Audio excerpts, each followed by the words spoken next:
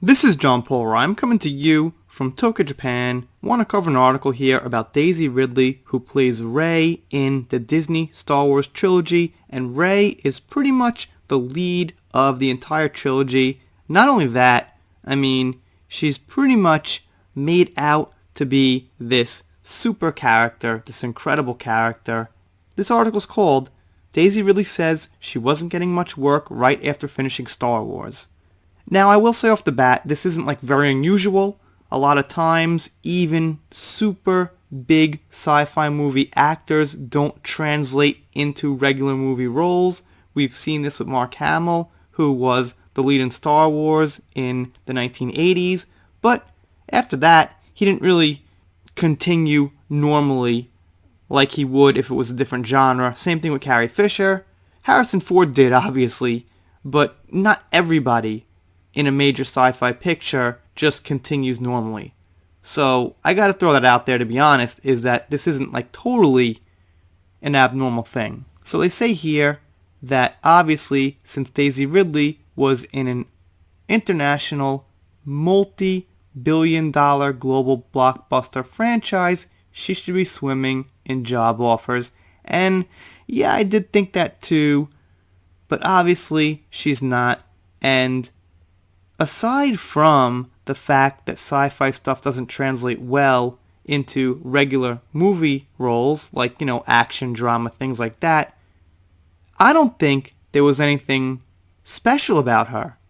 As an actress, without getting into her personality, she was just very average and even leaning towards not that good in a lot of parts. She had a lot of awkward looks on her face and stares in The Force Awakens. Now, can you blame some of that on the director, J.J. Abrams? Maybe, but not necessarily. He's directing her, but it's still up to her to execute the emotion and the actions, and sometimes she just had these big, odd eyes and these weird, surprised looks on her face. So, if people are considering her for multi-million-dollar roles, they're looking at her pretty critically, and it doesn't all look good.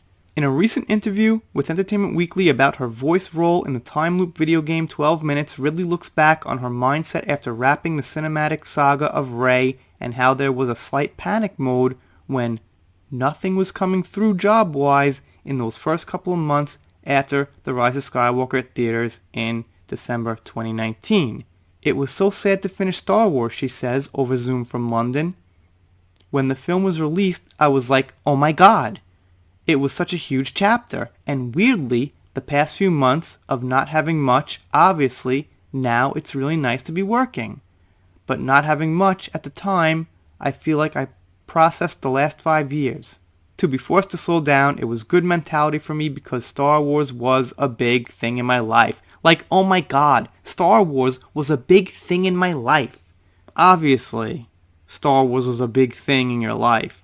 So, about the 12 minutes job offer in a time loop video game, that's not exactly the next step up for somebody who was, like they say, in a multi-billion-dollar international franchise. That's like a side job. That's like a, I guess I'll take this job for a little extra money. It's not like a continuation. It's nothing to be excited about. It's a step down. Seems to me, correct me if I'm wrong, it's a big step down. Weirdly, at the beginning of the year, nothing was coming through, she continues, and I was like, oh, no one wants to employ me.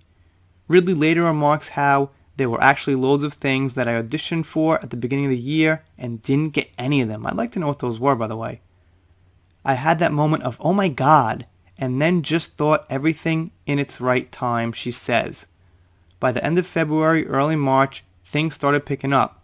It was around that time she got the call about 12 minutes. Like I said, picking up is one way to put it, but another way to put it is better than nothing. So in this first pretty long paragraph here, they get into some details on the game itself, which I'm not interested whatsoever. I'm just interested about how big the game is and what this means for her moving forward as a career.